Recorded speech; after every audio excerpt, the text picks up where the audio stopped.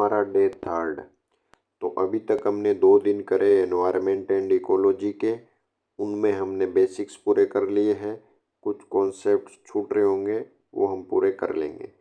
अब आज आपको जो टॉपिक्स आज वाले वीडियो में होंगे वो वीडियो ख़त्म होने तक कंप्लीट कर लेने हैं। डाइवर्सिटी से शुरुआत करते हैं।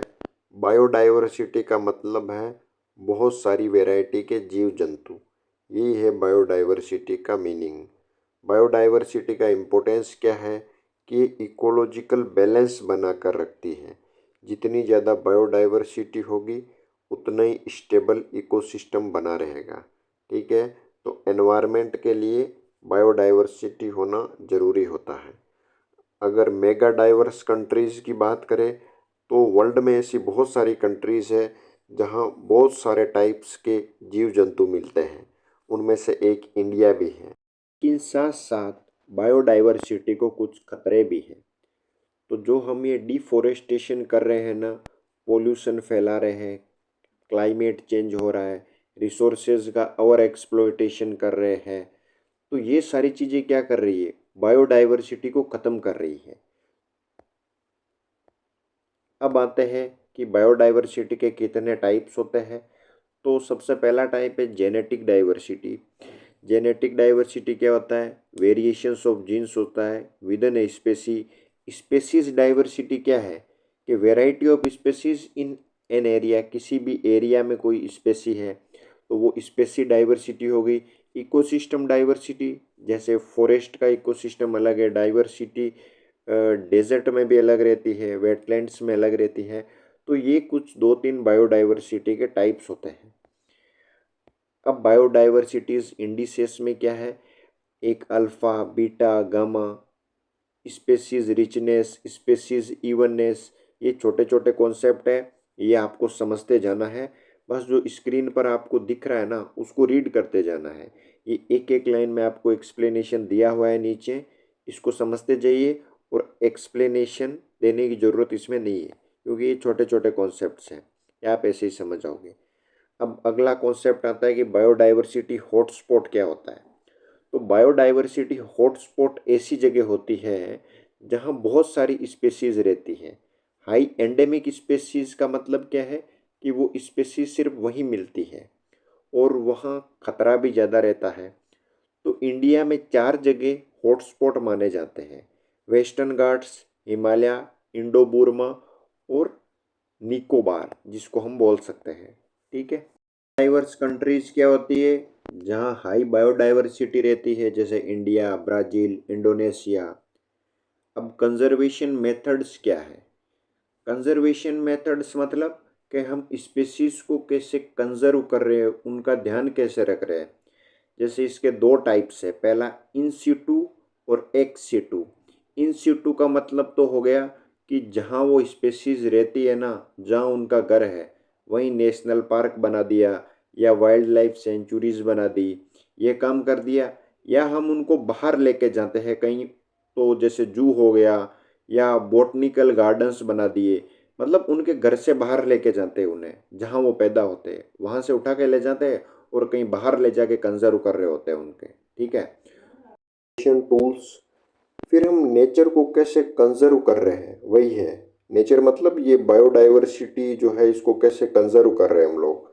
तो हमने बोटनिकल गार्डन्स बना रखे हैं, सीड बैंक्स बना रखे हैं ताकि अगर फ्यूचर में ज़रूरत पड़े तो यूज़ कर सके, जूलॉजिकल पार्क्स बना रखे हैं, एनिमल्स को कंजर्व कर रहे हैं, डीएनए बैंक्स बना रखे हैं, उनका जेनेटिक मटेरियल स्टोर कर रखा है, सोमेटिक ट्रांसफ़र, क्लोनिंग टेक्निक, सभी चीज़ें हम कर रहे हैं। अब हमने अब तक क्या कर लिया है कि जो बेसिक्स थे ना बायोडाइवर्सिटी के या इकोलॉजी एनवायरनमेंट के, वो कवर कर लिए हैं।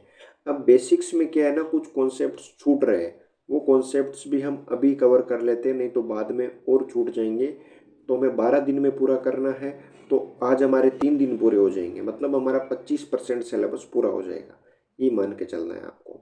तो अब हम क्या करेंगे, जल्दी जल्दी जो छूट रहे हैं ना उनको बस एक बार देख लेंगे। जो इम्पोर्टेंट टॉपिक्स है ना मैं आपको बोलूँगा, आप पेन पेपर पे लिख लेना। ठीक है, एक पेन लेना और पेपर पे लिख लेना, ये काम आपको करना है, क्योंकि अगर आप ये काम नहीं करोगे तो आप भूल जाओगे। ठीक है, तो ऐसे डे 1, डे 2, डे थर्ड, ऐसे डे में आप लिखते जाओ कि 3 दिन में हमने ये काम कर लिया, ठीक है। तो अब हम आते हैं जो छूटे हुए कॉन्सेप्ट है ना उन पर। छोटे छोटे कॉन्सेप्ट्स हैं जो छूट गए थे, मैं आपको बता दूंगा कौन सी चीज़ इम्पोर्टेंट है कौन सी नहीं है। आपको जो इम्पोर्टेंट है बस उस पर फोकस करना है, बाकी आपको स्क्रीन से एक बार रीड करके छोड़ देना है, ठीक है। तो इकोसिस्टम प्रोडक्टिविटी क्या होती है कि इकोसिस्टम कितनी बायोमास या एनर्जी प्रोड्यूस कर रहा है, वही इकोसिस्टम की प्रोडक्टिविटी होती है। बस इतनी सी चीज़ है, ये आपको इतना ही ध्यान रखना है। बाकी आप ये नीचे जो लिखे हुए हैं ना इनको एक बार रीड कर सकते हो, ठीक है। ये ग्लोबल एनपीपी ये इतना इंपॉर्टेंट नहीं है। अब ये आता है नेक्स्ट कॉन्सेप्ट क्या है कि इकोसिस्टम कोलैप्स। जब इकोसिस्टम अपना फंक्शन नहीं करता ना, मतलब फंक्शन को मेंटेन नहीं कर पाता, तब वो कोलैप्स हो जाता है। इसके रीजंस क्या रहते हैं? पोल्यूशन, डिफोरेस्टेशन, या इसके कारण क्या होता है कि वातावरण धीरे धीरे बदलता है और उसी के कारण इकोसिस्टम कोलैप्स हो जाता है।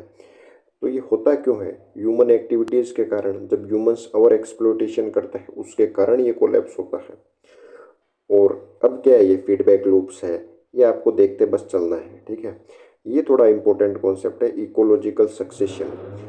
जब धीरे धीरे समय बीतता है ना तो इकोसिस्टम में क्या होते हैं, धीरे धीरे डेवलपमेंट होते हैं, यही इकोलॉजिकल सक्सेशन है।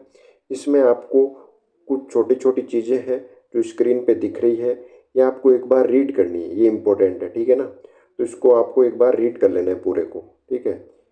ये सक्सेशन वाले का ही पार्ट है।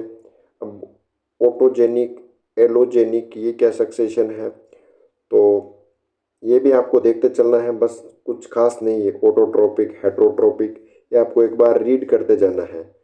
तो माइग्रेशन हो रहा है, कंपटीशन है, रिएक्शन है, ये चीज़ें आपको देखते चलती है।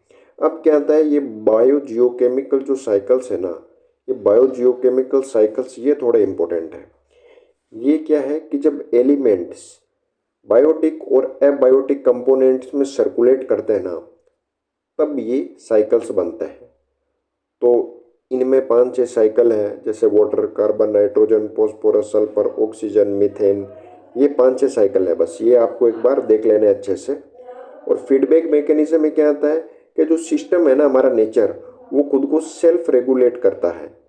इसीलिए जो क्लाइमेट कंट्रोल में इम्पोर्टेंट होता है ये, क्योंकि हमारा नेचर अपने आप ही अपने आप को रेगुलेट करता है, वो खुद देख लेता है, उसको किसी की ज़रूरत नहीं पड़ती है।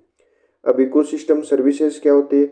जो सर्विस हमें नेचर से मिलती है ना, वो इकोसिस्टम सर्विसेज है। जैसे वाटर हो गया, हवा मिल गई, तो ये चीज़ें हमें नेचर से मिल रही है, तो ये हमें इकोसिस्टम सर्विसेज दे रहा है, ठीक है।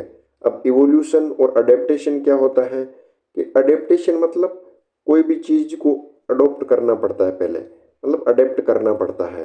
जैसे नई चीज़ है तो उसको अडेप्ट करना है, बस यही कुछ छोटी छोटी चीज़ें हैं। Variations, mutation, evolution.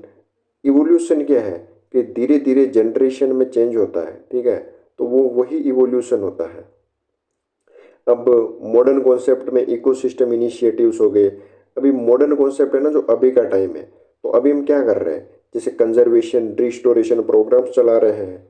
नेचर की इकोनॉमिक वैल्यू, जीडीपी हो गई, एनवायरनमेंट कॉस्ट एडजस्टमेंट हो गया, इकोलॉजिकल फुटप्रिंट हो गया, बस ये इतने ही थे कॉन्सेप्ट। तो हमारा जो डे थर्ड है ना वो यहीं ख़त्म होता है। जो लास्ट वाले कुछ कॉन्सेप्ट्स है ना ये आपको एक बार रीड कर लेने हैं, क्योंकि ये बेसिक्स में आते हैं, इसलिए आपको रीड कर लेने हैं। तो अब तक हमने बायोडाइवर्सिटी और basics of environment and ecology complete कर लिया है। तो अब हम मिलेंगे डे 4 में, और उसमें हम क्या करेंगे कि कुछ बच्चा कुचा होगा तो वो भी देख लेंगे, और बाकी हम डे 4 में मिलते हैं।